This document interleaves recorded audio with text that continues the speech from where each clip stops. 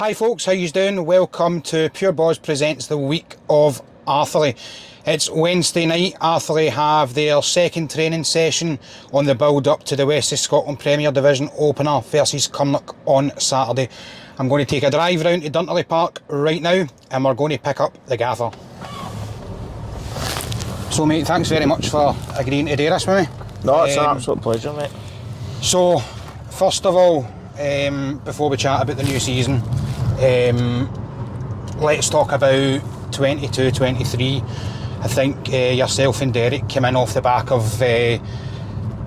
some bits and bobs going on basically. I think obviously Craig Palmer was relieved of his duties, and then Johnny Miller came in and basically was in charge for one game and disappeared. How was that for you and Derek, kind of taking over when that sort of stuff was going on, and what was the remit from the committee? Was it to kind of just stay in the Premier Division, just ensure status? So I mean, when I came in to speak to the committee, it was clear they just had clear ambition. They just had to stay in the division, and obviously confident in my own ability that I'd be able to turn it around. But obviously myself and Derek, we've got a good relationship together, so we had every confidence together we'd be able to do it. It was just the time frame was really short, and when we came in we could see the confidence was really low, and it didn't look good. Our first session, after our first session we kind of looked at each other and just went, we've got a work tied up here, you know, it's going to be a big challenge. But listen, the boys were fantastic. The boys were really, really good. They brought into everything we brought in. The energy that we brought in along with us was also, I think that helps to start with. Both myself and Derek are quite energetic people. We give off positive energies and stuff like that. So we've got a clear vision on how we like to do things, a clear vision on how we like to play, and we're both complementary each other. I've got my strong points, whereas maybe Dale's weaknesses, and whereas Dale's strengths are maybe my weak points. So we've got a really good bounce off each other. We've got a really good working sort of partnership together, and we did have every confidence coming in, but we didn't know the players. I mean, we didn't know any players. Neither of us knew a player, so that was tough, and we were straight into it, you know. So we had to go in. Which obviously me and Derek, with a set way of playing, and the boys bought into it straight away. We changed. They never played their formation, etc. And obviously we hit the ground running. We get them the first win in charge of our first game. So the team might have got that little jag that they needed, maybe just something a little bit different from what was going on before. Yeah, and just I think they seen our drive, you know, and our hunger. And to be fair to the boys that were there, they didn't want a relegation against their name. Don't think anybody does. You as managers as well? No, us as managers, but the boys, they really didn't, and I've got to compliment them for that. And boys like, obviously Gary, the boys that stayed here, definitely, and it's part of the reason they're still here, but boys like Ryan McGregor was probably one of the hardest ones that I didn't offer. Because Ryan left, didn't he? No, we didn't offer him a deal, but it was probably one of the hardest decisions that I made, to be honest with you. And it was, he's such a good Ryan. lad. He's a nice guy. He's such a good guy, and anytime he was available, we played him. But Ryan's in a fortunate position in his life where he can just go away on holidays and do what he wants, and he's got a successful business and stuff like that. So that just, from a football perspective, that doesn't just sit right with me. So I want boys in that are committed 100%, and going to sacrifice and going to be there every day. And Ryan just couldn't give that. So it was an honest discussion with him, and he took it and he understood it. Brilliant. But he was one of the hardest ones not to renew for this season ahead. I spoke. I know Derek really well enough. We've been well acquainted in the past before. I think when he was at Carpool first of all, and then he went into Bellshill, didn't he? Yeah. Yeah. You and Derek's relationship, where does that come from? So it started off with, so I played abroad, and then I went to Dubai and I worked in Dubai. Yep. So I'd been out of Scotland for, when I came back. Quite a while then. I had been out of the country for about 15 years, so wow. I'd lost all my relationships really. Yep. And my little cousin was playing for, or was going into pre-season with Dell at Bells Hill. Alright, okay. And my little cousin, he says, Dell, my big cousin's back from Dubai, he's played senior and stuff like that, Yep. and he's wanting to get his way back into football.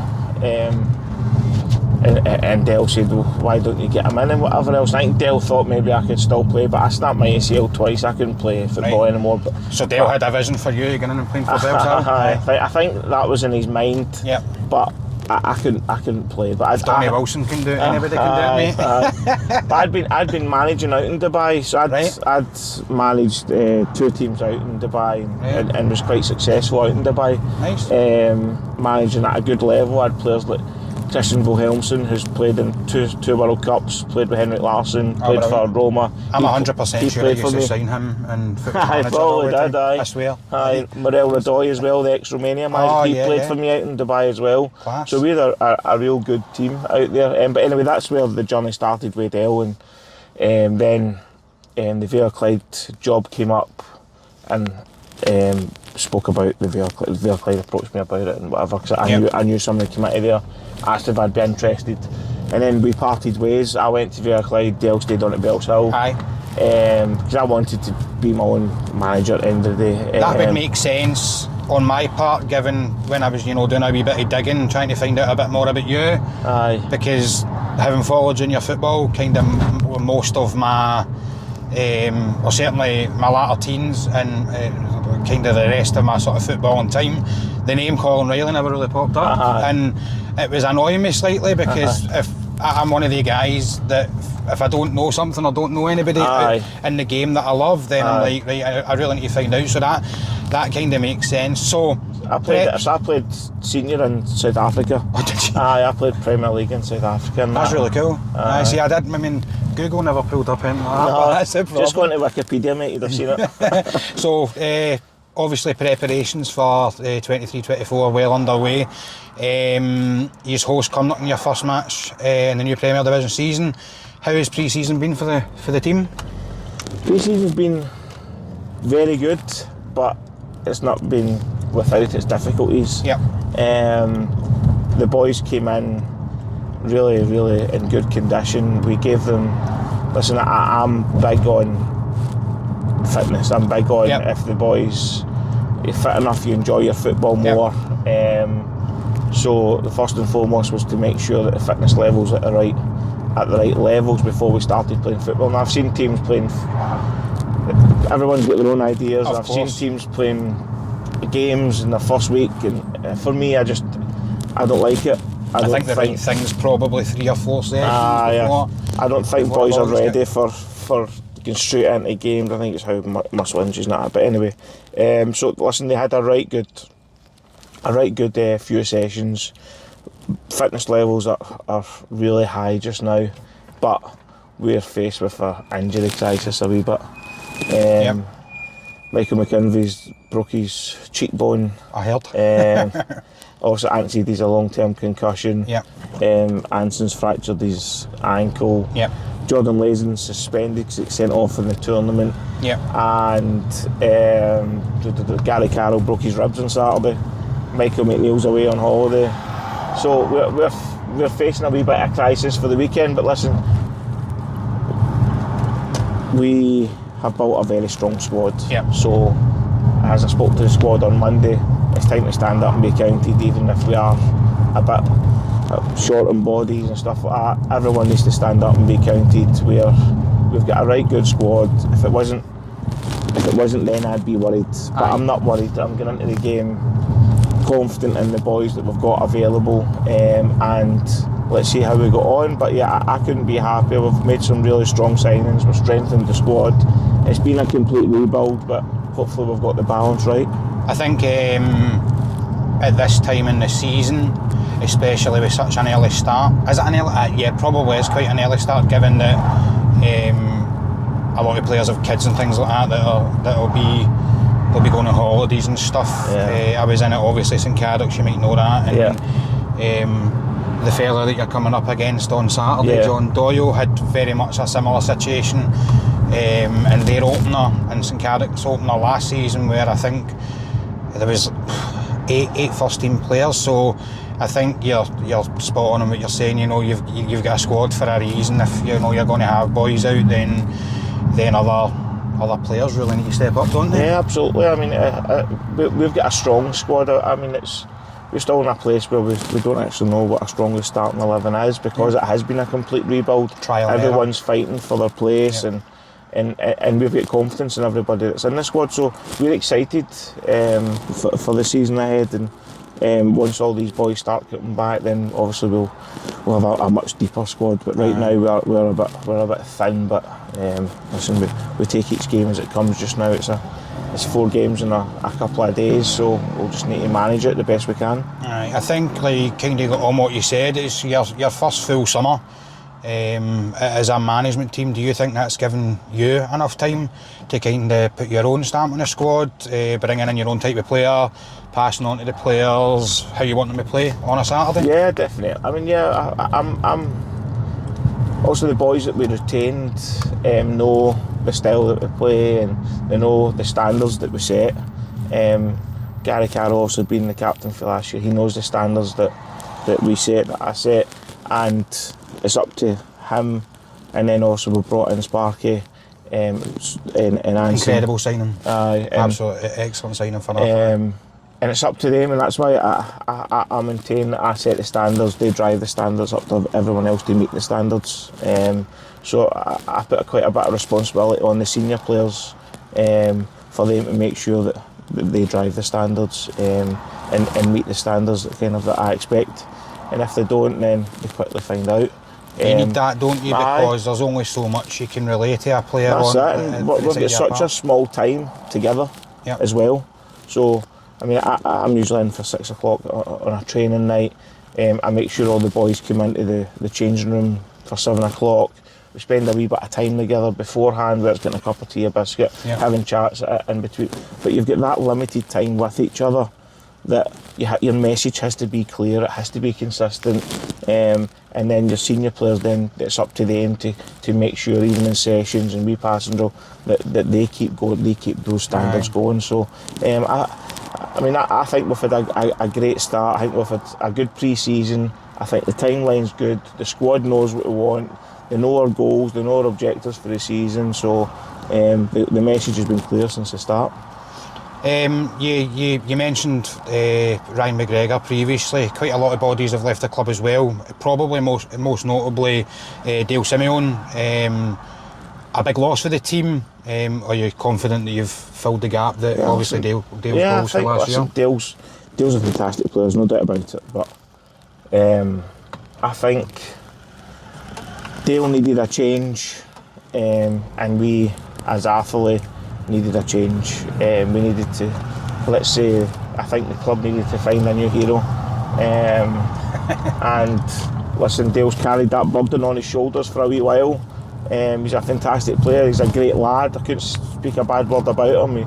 He puts the effort in, he's got a good work ethic and stuff like that. But I just felt that with the rebuild that we had, with the type of players we were bringing in and stuff like that, we had to bring in different types of players to deal. And so it's about putting your stamp on it, because when you came into the club, Dale was there, and there's no disrespect, because Dale's a fantastic football player and Dale will score goals anywhere he goes. But other managers have different ideas, you know. And that's probably come into play when the decisions had to be made. 100%. I mean, Dale's a fantastic player, there's no doubt about it. But he's got his qualities, and obviously he's got his weaknesses, as same as any other player. And I just felt that we had to change with the style that we play and we expect without the ball and a work rate off the ball. We had to have a different type of players within the squad, and we've done that by bringing in Dylan McGuigan, young Connor Bolger. If I highlight those two, who are essentially number 10s, who are absolutely fantastic. And Dylan McGuigan, knows, came from Villa Clyde. Yeah, I know. But we had him at Bellshill as well. So we know Dylan really, really well. I've worked a lot with him and how I like my number 10s to play, and he buys into it, and he does everything I ask of him, and he carries out the job fantastically well. So I trust Dylan to go in and do that, even that I think he deserves the step up and the opportunity to play in the Premier League. So I'm looking forward to seeing Dylan this year, but also Connor Bolger, someone that I went and watched last year, and actually a bit of mistaken identity with Connor, because I thought he was on loan for Livingston. That's how good I thought he was. I think he has an unbelievable future ahead of him. He has got so much natural talent. It's just the other side of his game that we'll work on and we'll get the better of it, and I know we will, because he's a good lad. And he does what, and he has worked exceptionally hard during pre-season. So Connor's another boy I know personally. What was his signing photo all about? Well, it just started. To be fair to him, the photo, it just started raining, and we were cracking a joke there, and I don't know if it was mid-chat that his photo was. I'm not too sure, but it's not the greatest, is it? It's one of the best signing announcement pictures I've actually ever seen. I actually messaged Tim after it, and I was like, that is absolutely hilarious. I'm glad kind of Tim went with it, because it is something quite funny. He did get fined for it, to be fair. Oh, did he? Do you have, I'm assuming, every sort of semi-professional club where you kind of have your own wee daft fines and things like that. So it all goes into the pot. For the boys get it, it's all for a good cause. It goes in their Christmas night out, but Gary Carroll and Scott Anson were very quick to hit him with a fine on it. Love that. That's definitely Anson sort of behaviour. To be fair, right, we've been chatting players. Mark Docherty, tell us about that one. I was really, I know from my knowledge, played the 21-22 season at Clyde. I think, from my knowledge, that was where I last kind of knew he was. But I know Mark's a very, very, very good player. Is it about bringing in that experience, bringing in Mark to kind of having that experience on the park where, because you've got young lads in the team, the boy, obviously Mo Sangafuri you signed quite recently. I can't remember what age Dylan is. Dylan Dykes Dylan's younger than that. So he's quite young, so is it about just having that experience? It was so Mick McNeil is obviously very young. Lewis McGee is very young. So I had to find the right person with the right qualities as a defender. And Mark last year was obviously Edinburgh City. Is that where he was? They loaned him to Forfar. He played at Forfar last season. But Mark's somebody that is from the same area as me. So our kids are in the same class at school. Alright, cool. So because I was looking for someone particular, he became one of the main targets to get. He's such a good talker. He organises really well. He's extremely fit. He works really hard. He sets good standards. He's a very good professional. And to be honest with you, when I was speaking to the boys to retain from last season, I guaranteed them that we would bring in better players that were there, and that's no disrespect to the players from last season. You need to go and do that. But I guaranteed them I would bring in pros that would drive the quality and the standards and everything higher. And I'm a man of my word. I didn't want to let those boys down. So to be honest with you, we worked really, really hard on getting Sparky on board. He had offers for quite a lot of clubs. I won't name them, but he had offers for quite a lot of clubs. And it did take quite a while to get him to come down, because let's be honest, he's played SPFL for 15 years. So drop him down to the west of Scotland is a bit an ego hit for him, and he won't mind me saying that about it. And any boy that's played in those leagues who's maybe they do take an ego hit, because football, you're only in it for a short space of time. It's all you've ever known. So mentally in today's world, and there's a lot, obviously mental health's a big thing. I know boys will struggle to come down, and it does hurt them. It does take a lot for them to sort of mentally prepare themselves to, I'm going to step down into the West of Scotland, whatever. And that's where Mark was, and he would say that to you himself. He didn't know if he could handle it mentally. Yeah. But to be fair to him, he's come in and he's been brilliant. He's been really, really good. The boys have been good. They've reacted to him. And obviously he's been a support to Gary, as Gary is skipper. He's been a real good support to Gary. Sparky will be vice captain for the season. I'm absolutely delighted to get Sparky on board. A person I want to talk about to you, and it's because I know him personally, good friends with him, and I think he's a top player. Is young Anthony Eady. I know he's going through a bit of a troubled time himself at the moment, but he is a top player.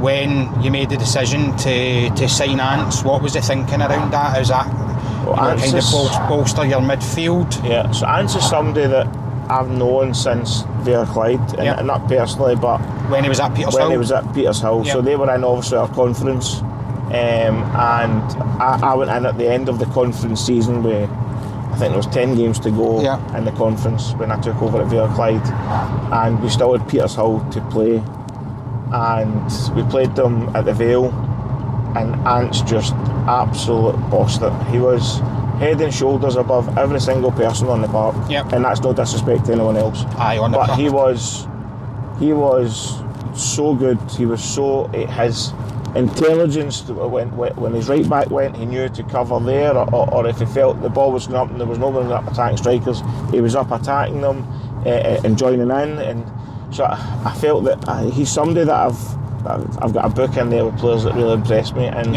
he's one of the names that stuck out to us. And when I found out obviously he was available, even though he's suffering from this issue that he has just now, it was a chance for us to bring in that bit of quality again that I'd guaranteed the boys that we had retained, that we would bring in better quality. Now Ants has obviously went through Partick Thistle, your system and stuff like that, so he's been senior, he'll have his own standards and stuff like that. So I'm actually really excited to work with Ants. I actually can't wait to go on the training park with him, because he is intelligent. He looks very coachable. So he's very hard working in training as well. His numbers last year were absolutely outstanding. You've got a good gene. I'm excited to working with Ants. Sooner the better, but just one of these things that we can't rush. We just need to be patient, and first and foremost, you need to make sure he's all right, and then we'll take it from there. As important it was for you to strengthen in areas, it'll bode well for you to keep players like Gary Carroll, Mick McNeil, young Lewis McGee. They were all fantastic players last season. Obviously you will be delighted to keep players like that. What's your kind of thoughts on the 3 or 4 or the rest of the players that you've managed to keep? You've said there in depth that it was important for you to tell the players that you kept that anybody that gets brought in will be a starting 11 essentially. You're not going to bring players in just to fill a bench. Of course. Are you delighted to keep the boys that have stayed with you, obviously? I mean, you named a couple there, but also every one of them is as important as each other, but also Jordan Layden was massive to keep. Kicking myself for no mentioning Jordan. I know, you're raging now. What a player. Forgot, Jordan's unbelievable. He's brilliant, he's very good, he's very composed on the ball, he's got so much qualities. And young Lee Ralston again, we knocked back a bid actually on Monday for Ralston. So he's an unbelievable player. Like, he just kind of goes about his business, doesn't he? He's good, he's energetic, he's really energetic, he's powerful, he's a good kid, and also Andy McLaughlin within that as well. Andy's came from, also been part of the St Mirren Academy and stuff like that, so a lot of good qualities. The guys that we kept were really good footballers, showed really good attitudes, and had that hunger to go and be successful, and that's at the end of the day. Arthurlie, and this is one of the big attractions that took me to Arthurlie, was obviously the name, historically, what's behind the club and stuff like that. So the challenge for us is to go and with the squad that we've now built, is to kind of go and bring a bit of success back to the club, and I'm really looking forward to it. I've lived in Barrhead for 12 years, and this might not bode well for me. I think I've visited Dunterley Park five or six times because You may as well get out and walk. I know, various different reasons, but I've managed at amateur level kind of so like having a young family and a wife and that, just you can only do football. That's not an excuse. I've got 4 wins, mate. That's not an excuse. Well, it's going to be my excuse.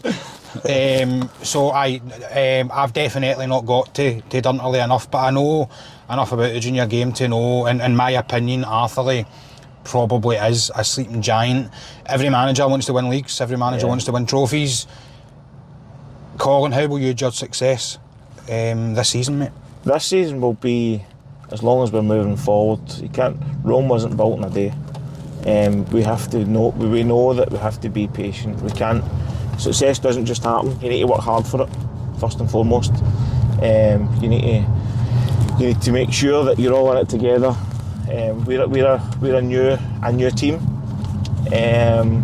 so first and foremost it will be about consolidating where we are as a club, improving standards as a club, and not just as a team but as a club, and then from there it'll be about progress. This season's all about, for me personally, is to get us into the top half of the Premier League. Because that would be progress, because you finished 13th at the end of last season. So that's for me, that's the goal, that's the objective, and we'll work tirelessly day and night, every day, to make sure that we get there, and obviously all the squad be on board with that.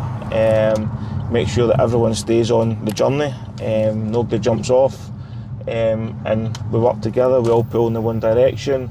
And so far, so good for that. And anything else in between, that's a bonus? Absolutely. I put it out on Twitter earlier on for some questions, but I think I've maybe put it on a little bit late. Got a question for Ian Dickey, if you know him or not, but he's messaged the page asking, what team are you looking forward to coming up against most this season? I think... That's a hard one, isn't it? It is. There's probably 2 from me. The one will be Port because it's the derby. I love derbies personally. Yep.